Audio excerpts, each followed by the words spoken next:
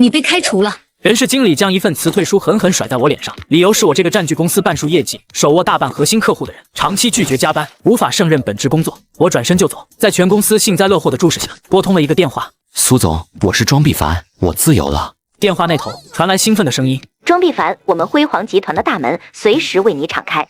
庄必凡，签了他，公司不需要你这种没有奉献精神，还不能胜任工作的废物。所有同事都在看我，有同情，还有幸灾乐祸。我的上司，销售部经理楚生，正坐在不远处，假装忙碌地看着电脑，嘴角却抑制不住地微微上扬。5年了，我在公司当牛做马5年，从一个实习生做到公司的销冠，公司超过1半的大客户都是我一个一个跑下来，一杯一杯酒喝下来的。说我拒绝加班，是因为我的效率是其他人的3倍。他们需要通宵做的方案，我下午4点就能搞定，我无法胜任工作。上个月，楚生还拿着我做的报表去跟老板邀功，拿了季度奖金。现在年底要发年终奖了，他们却要卸磨杀驴。柳经理，你确定要因为这个理由开除我？柳如烟像是听到了什么天大的笑话。你不服？庄必凡，这里是公司，我就是规则。就算是楚生，我要让他走，他也得乖乖收拾东西滚蛋。他的话音不大，但充满了绝对的权威感。楚生挤出讨好的笑容，对着柳如烟点了点头。柳经理说的是。我看着柳如烟那张写满我就是天的脸，忽然觉得跟他争辩毫无意义。好，我拿起笔，在通知书上签下了自己的名字。很好，识时务者为俊杰。IT 部的人会收回你的电脑，你可以滚了。主机被抱走，显示器被搬离，我奋斗了5年的工位，只剩下一张光秃秃的桌子。活该！谁让他平时那么装，老是准点下班？就是，以为自己是销冠就了不起吗？柳经理想让他滚，他就得滚。傻眼了吧？看他还怎么狂！楚生也走了过来，假惺惺地叹了口气。小庄啊，年轻人要懂得变通，要多为公司着想。我没说话，只是掏出手机，当着所有人的面走出了办公室。在走廊尽头，我拨出了那个号码。喂，苏总，我是庄必凡，我自由了。电话那头传来高兴又激动的声音。太好了，庄必凡，你终于想通了。我等你的电话等了整整1年。条件还是之前说的那些吗？电话那头是辉煌集团的总裁苏嫣。不，条件翻倍，销售副总裁的职位，业务提成，公司5%的股份，我只要你。天海集团剩下的废物一个都不要。好，楚生、柳如烟，还有那个高高在上的老板，你们会后悔的，因为你们裁掉的不是一个员工，而是这家公司的大动脉。庄必凡离开后，柳如烟踩着高跟鞋，像个女王正在巡视她的领地，享受着众人的吹捧。柳经理威武，早就看那个庄必凡不顺眼了。就是一个刺头而已，没了他就没人能做业务了吗？同事小刘也凑到楚生身边拍马屁。楚经理，这下您可清静了。庄必凡那家伙仗着自己有点业绩，平时都不把您放在眼里。楚生端着茶杯，故作深沉地吹了口气。年轻人不懂得尊重前辈，迟早要吃大亏。公司离了谁都照样转，他以为他是谁啊？庄必凡手里的客户，从今天起就由我亲自接管了。楚生天真的以为只要我走了，他就会是新的销冠。柳如烟拿起内部电话，拨给了老板的秘书。李秘书，庄必凡这个刺头已经按老板的意思顺利处理掉了。柳经理办事，老板一向放心。整个公司的高层都沉浸在一种轻除异己的快感中。距离我离开公司已经过去了5个小时，楚生信心满满的拨通了我最大的客户王总的电话。王总这人出了名的脾气火爆，油盐不进。当初我磨了他足足3个月，陪他喝了不下20顿酒，才让他同意签下每年3000万的单子。喂，王总您好，我是天海集团的销售经理楚生。楚生，谁呀？我只认小庄，让庄必凡来接电话。王总，是这样的，庄必凡因为个人原因已经从我们公司离职了，以后您的业务将由我亲自负责，您放心，服务绝对比以前更好。什么？离职了？你说小庄走了？是的。那还谈个屁！我们金龙集团跟你们的合作到此为止，以后别再给我打电话。办公室里所有人都听到了王总的咆哮，刚才还喧闹的气氛瞬间死寂。怎么回事？王总他说要终止合作。一个客户而已，大惊小怪什么？继续打，我就不信那些客户是认人还是认公司。楚生颤抖着手，又拨通了第2个大客户四海贸易李董的电话。庄必凡不在了，那合作没得谈了，我们只认庄必凡。第3个天盛科技的刘总。你们把庄必凡开了，你们公司高层脑子是不是进水了？合约终止吧。一个又一个电话打出去，得到的回复几乎一模一样。我们只跟庄必凡合作，小庄不在，生意免谈。你们天海真是自掘坟墓。楚生握着电话的手抖得像秋风中的落叶，办公室里死一般的寂静。所有人终于意识到事情不对了，柳如烟的脸色也终于变了。废物，我来打。他拨通了名单上最后一个最重要的客户，是首富的独子周公子的电话。周公子最难伺候，但出手也最大方，每年1个亿的单子养活了公司小半个销售部。周公子您好呀，我是天海集团的柳。滚，别来烦我，我刚跟凡哥通完电话，他说他跳槽去辉煌了，以后我的单子全部走辉煌，你们天海算个什么东西？柳如烟举着电话，整个人都石化了。突然，一个中年男人从办公室冲了出来，他的脸上写满了惊恐和愤怒。谁把庄碧凡开掉的？苏烟，辉煌集团总裁正亲自为我沏茶。庄碧凡委屈你了，在天海那种小庙屈才了5年，谈不上委屈，就当是体验生活了。你这体验生活的代价可不小，天海集团快丢了半条命。我刚刚收到消息，从下午3点开始，天海集团的股价暴跌，所有人都以为他们得罪了什么大人物，而这一切只不过是因为你走了。他们不是得罪了大人物，他们是把财神爷当成了扫把星。那财神爷打算怎么给新东家送上第1份见面礼？王总，我是庄碧凡。庄老弟，你可算来电话了，你跑哪去了？天海那帮孙子说你离职了，可把我给急坏了。电话那头，王总的声音充满了热情。换了个地方，现在在辉煌集团。辉煌，好地方啊！庄老弟，你放心，我们金龙跟天海的合同今天就作废，明天我就带人去你那把新合同签了，规格照旧，不比以前的规格再加3成。那就多谢王总了。谢什么？咱们是兄弟，以后你庄碧凡在哪，我们金龙的单子就在哪。厉害，一个电话3000万的单子就到手了，而且我看王总与其说是你的客户，不如说是你的朋友。我能记住每个客户的生日，知道他们孩子的喜好，甚至在他们家人住院时，第一个赶到医院通宵陪护。在这个世界上，最牢固的商业关系永远建立在人情之上。所有我之前的老客户，在听到我跳槽到辉煌之后，都立刻表示终止与天海的合作，转投辉煌。好了，见面礼送完了，苏总，我的办公室在哪？苏烟从震惊中回过神来，庄副总裁，请跟我来。苏烟亲自带着我走出了总裁办公室，来到了外面的大办公区。各位，从今天起，庄碧凡先生将担任我们辉煌集团的销售副总裁，全面负责公司的销售业务。整个办公区瞬间安静下来，所有人都用惊疑不定的目光看着我。就在这时，一个销售经理模样的男人站了起来，皱眉道：苏总，这不太合规矩吧？副总裁这么重要的位置，怎么能让一个来路不明的人？他话还没说完，我的手机突然响了。庄哥，你在哪呢？我带人过来找你签合同啊。辉煌集团总部36楼。好嘞，我马上到。我挂了电话，看着那个还在喋喋不休的销售经理，我没说话，只是走到那个销售经理的办公桌前，坐在他的椅子上。苏烟看懂了我的意思，也饶有兴致地站在一旁看戏。不到10分钟，周公子在一群黑衣保镖的簇拥下走出电梯。刚才那个质疑我的销售经理瞬间冲了过去。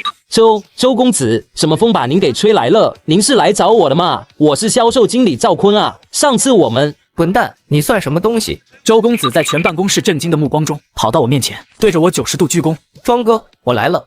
你找他？周公子愣了一下，随即一巴掌扇在赵坤的后脑勺上，骂道：谁找你了？这是我大哥庄哥，你刚才跟我庄哥说什么呢？赵坤捂着脑袋懵了，全办公室的人也懵了。这个销售经理平时巴结都巴结不上的周公子，居然管这个新来的副总裁叫大哥。行了，别瞎找我的新同事，现在我还来路不明吗？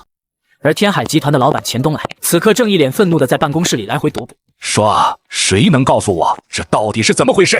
为什么庄碧凡一走，我们一半的客户都要解约？他一个臭打工的，哪来这么大的能耐？楚生吓得一哆嗦，结结巴巴地开口：老板，我也不知道啊，我以为那些客户都是认我们公司的牌子，谁知道他们只认庄碧凡那小子。你不知道？你是销售经理，你的人，你的客户，你跟我说你不知道，那你这个经理是干什么吃的？楚生被骂得狗血淋头，头埋得更低了。钱东来的目光又转向了柳如烟，柳如烟的脸色惨白如纸，她强装镇定，辩解道：老板，这不能怪我，是您说要找个理由把庄碧凡开掉，好省下那笔年终奖的，我只是在执行您的命令。我让你开他，你选的什么破理由？无法胜任工作，全公司谁不知道他是销冠？他越说越气，指着柳如烟的鼻子破口大骂：我让你开他，没让你羞辱他，你把他当狗一样赶出去，你觉得他会不报复吗？柳如烟怎么也想不通，不过是开掉一个不听话的员工而已，怎么会变成这样？就在这时，钱东来的秘书神色慌张地冲了进来。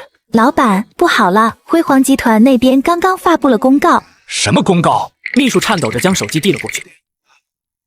钱东来的脑袋里仿佛有颗炸弹炸开了。庄碧凡跳槽去了辉煌，辉煌集团是他们天海集团最大的竞争对手。钱东来只觉得喉头一甜，脸色难看到了极点。现在马上给庄碧凡打电话，告诉他我给他2倍，不3倍的工资，只要他回来，销售总监的位置就是他的。楚生如蒙大赦，连滚带爬的跑出去打电话。几分钟后，楚生失魂落魄的回来了。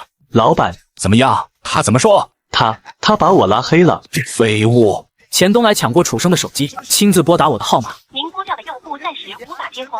钱东来又用自己的手机打。您拨叫的用户暂时无法接通。钱东来彻底崩溃了，在办公室里疯狂地砸着东西。他们终于明白，庄必凡的离开对公司来说意味着什么，那不是失去一个员工，那是天塌了。我坐在价值不菲的真皮老板椅上，轻轻晃动着，欣赏着窗外的万家灯火。桌上的手机从刚才开始就一直在震动，不用看也知道是天海集团那帮蠢货打来的。看来你的老东家已经知道疼了。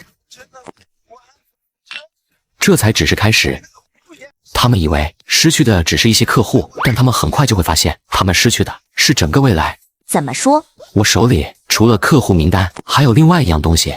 是什么？天海集团未来3年的所有业务规划，以及他们正在秘密研发的一款新产品的全部资料。这5年，楚生只把我当成跑业务的工具，所有的核心会议都不让我参加，但没人知道，他每次用来邀功的报告和规划都是我写的。负责那个项目的总工程师是我大学睡在我上铺的兄弟。苏嫣以为他挖来的只是一员猛将，现在他才发现，他挖来的是一支足以颠覆整个行业格局的军队。钱东来这辈子做的最愚蠢的一件事，就是把你开除。不，他最愚蠢的是既想利用我，又看不起我。庄必凡，我错了，我不该抢你的功劳，不该看你被开除还幸灾乐祸，求求你接个电话吧。老板说只要你回来，什么条件都好谈。庄哥，我给你跪下了，你再不回来，公司要完了，我也要完了。老板说如果挽回不了损失，就要把我沉到江里去喂鱼啊。祖宗，求你发发慈悲，救救我吧。我看着这些卑微乞求的文字，脸上没有丝毫波澜。就这么算了？当然不，我要的不是他们的祈求，我要的是他们跪在我面前，连祈求的资格都没有。我拨通那个总工程师兄弟的电话。喂，强子，是我。庄哥，你怎么样？我听说你被天海那帮蠢蛋给开了。电话那头传来一个粗犷又愤怒的声音。没事，换了个新地方。对了，你手里的东西准备好了吗？早就准备好了，就等你一句话。妈的，我也早就不想在那个破地方干了，要不是为了等你，我早走了。好，启动 B 计划。今晚我要让天海集团的服务器变成一堆废铁。收到，保证完成任务。釜底抽薪只是第一步，接下来是赶尽杀绝。钱东来、柳如烟、楚生，你们亲手把我推向了深渊，那我也将把你们连同你们引以为傲的一切，一同拖入地狱。这就是你们看不起我的代价。夜色渐深，天海集团的办公室里却依旧灯火通明。柳如烟想不通，事情为什么会变成这样？他只是开除一个他看不顺眼的员工而已啊。喂，是柳如烟，柳经理吗？电话那头是一个年轻女人的声音，带着几分客气。是我，你哪位？我叫辛迪，是猎头公司的。我们这边看到您在各大招聘网站上更新了求职信息，想问问您最近是在看新的工作机会吗？猎头？是啊，天海完了，不代表我柳如烟完了，我可是资深的人事经理，还怕找不到下家吗？是，我最近是在考虑新的机会。他努力让自己的声音听起来和平时一样自信。不知道你们公司有什么好的职位推荐？辉煌集团正在招聘一名人事主管，我觉得您的资历非常符合。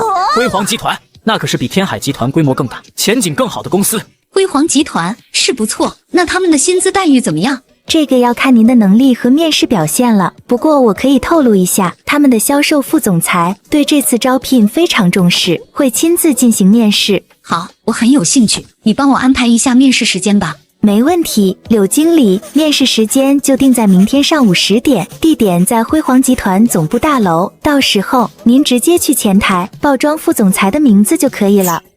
你刚才说那个副总裁叫什么？庄必凡啊，就是今天刚从你们天海跳槽过去的那位销售奇才。怎么了，柳经理，您认识他？庄必凡，辉煌集团的销售副总裁，亲自面试。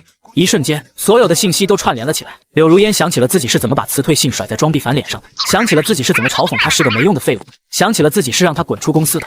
柳经理，你还在听吗？柳如烟知道他完了。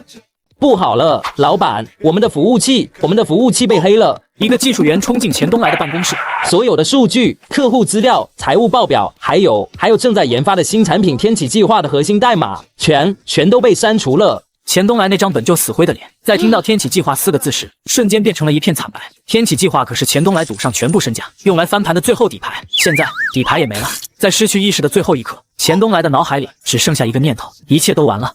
第二天，一则重磅消息在整个市的商界掀起了滔天巨浪。我看着手机上的新闻，脸上古井无波。庄必凡，这是你做的？你不觉得这样太残忍了吗？残忍？苏总，什么是残忍？是他们把我当成赚钱的工具，最后弃我如履的时候残忍，还是柳如烟指着我骂我是废物，让我在全公司面前颜面尽失的时候残忍？又或者是楚生窃取我的劳动成果，还对我落井下石的时候残忍？我的声音不大，但每一个字都像一记重锤，敲在苏嫣的心上。善良和宽容是要留给值得的人的，对于敌人，你唯一的仁慈就是让他死得痛快一点。我明白了，辉煌集团会是你最坚实的后盾。就在这时，我的助理敲门进来。庄总，楼下前台说有一个叫楚生的人跪在大厅里，指名道姓要见您，怎么处理？让他等着。我淡淡的吩咐了一句，然后对苏嫣说：苏总，要不要看一场好戏？乐意奉陪。庄必凡，庄哥，我错了，求求你见我一面，我不是人，我是畜生，我有眼不识泰山，求你高抬贵手，放我一条生路吧。我和苏嫣站在2楼的走廊上，居高临下的看着这场闹剧，真是难看。好戏还在后头，让他上来吧。几分钟后，楚生从电梯里冲了出来，一看到我就扑通一声跪倒在地，抱着我的腿就开始嚎啕大哭。庄哥，你终于肯见我了，求你跟辉煌集团的高层说，把天海买下来吧，我给你当牛做马都行啊。把你刚才的话再说一遍。我说，求您让辉煌把天海买下来。不是这句，是最后一句。给您当牛做马。楚生，你是不是搞错了什么？现在的你还有资格给我当牛做马吗？我不仅要天海集团破产，我还要让你们所有看不起我的人都明白一个道理：你们曾经抛弃的不是一个可以随意丢弃的垃圾，而是一个你们永生永世都再也无法企及的神。楚生没有在哭喊，也没有在求饶，只是双目无神地看着天花板，嘴里不停地念叨着：没资格了，连当狗的资格都没有了。你这一招比直接杀了他还狠。我说了，对敌人不必仁慈。接下来的几天，关于天海集团的消息不断传来。钱东来虽然抢救了过来，但因为脑溢血导致了全身瘫痪，变成了废人，名下的所有资产都被用来抵债。柳如烟因为挪用公款和伪造履历被曝光，不仅被整个行业拉黑，还面临着牢狱之灾。至于那些曾经对我冷嘲热讽的同事，天海破产后从那里出来的人，在求职市场上备受歧视，其中也包括那个向楚生献媚的小刘。他给我发了很长的短信忏悔和道歉，希望我能拉他一把。我们公司还缺一个扫厕所的，月薪3000，包吃住，这是我对你最后的仁慈。天海集团的破产清算拍卖会在市里最大的会展中心举行，我和苏嫣作为辉煌集团的代表出席了这次拍卖会。拍卖会开始，天海集团一项项资产被摆上台面，我始终没有举牌。我们不拍吗？天海的那块地皮位置不错，拿下来建新厂区很好。别急，真正的好东西在最后。拍卖会进行到尾声，下面是本次拍卖会的最后一件拍品，天海集团的品牌商标以及其名下所有的客户资源数据库，起拍价100万。天海的品牌现在已经臭名远扬，谁买谁晦气。客户资源，笑话，谁不知道天海的客户早就被辉煌集团挖空了，剩下的那些都是些没有价值的散货。这堆垃圾还敢要价100万？100万第一次，100万第二次，还有没有人出价？如果没有的话，1000万。全场的目光瞬间聚焦在我身上，花1000万去买一堆一文不值的垃圾。这个辉煌集团新上任的副总裁是疯了吗？苏嫣也震惊地看着我，但看到我那平静而自信的眼神，又把话咽了回去。1000万，辉煌集团的庄副总裁出价1000万，还有没有更高的？恭喜辉煌集团！我从公证员手里接过了那个储存着天海集团所有品牌和客户信息的硬盘，然后我走到了会场的主屏幕前，将硬盘连接了上去。我打开文件夹，里面只有一个视频文件，一段高清的视频出现在了大屏幕上。视频里是一个金发碧眼的外国人。天启计划的核心是一种全新的复合材料，这种材料一旦问世，将彻底颠覆所有高端制造领域。上帝，这是诺贝尔奖得主艾德蒙教授的最新研究成果，我们找了他3年都找不到，他的研究资料怎么会在这里？所有人终于明白，我花1000万买的根本不是什么垃圾，而是一个价值万亿的惊天宝藏。忘了自我介绍一下，在成为天海集团的销冠之前，我是艾德蒙教授在中国唯一的学生。这个项目本该由我和天海合作开发，可惜他们有眼无珠。我目光扫过全场，最后落在了台下某个角落里，在那里是一个坐在轮椅上的男人，是钱东来，他竟然也来了。钱总，时代变了，现在这个价值万亿的项目姓庄了。这一次他是真的死不瞑目，而我迎着全场敬畏的目光缓缓走下台。从今天起，属于我的时代才刚刚开始。